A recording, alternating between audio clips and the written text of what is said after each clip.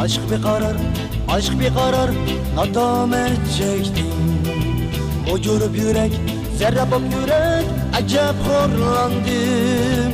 Bilmeyli seni, bilmesem senin zıbu kadrini.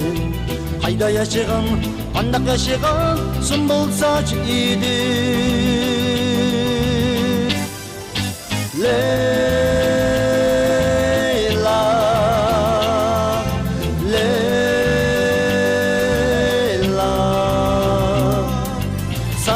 Karasam kara gözün yaş, hiç alamadım soluk gönlümü.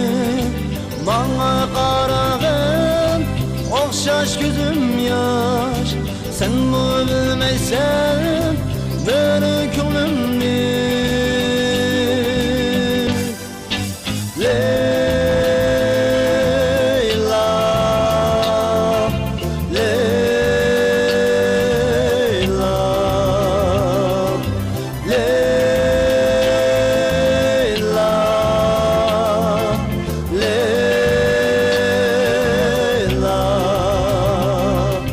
Aldırak yüzümü yaşlama Leyla.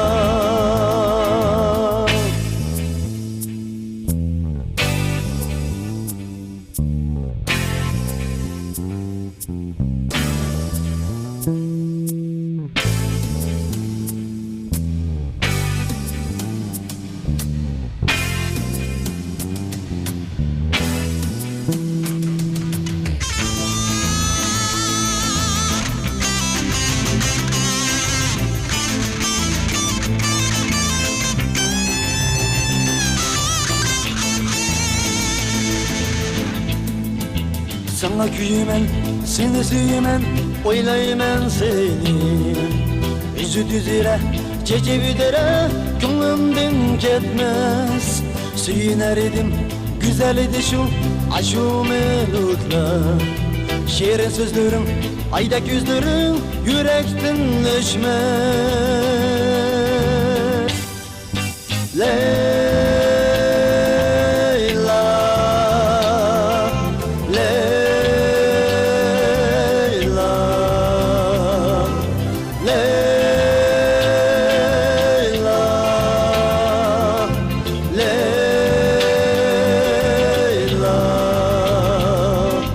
Aldırak yüzünü yaşlama Leyla.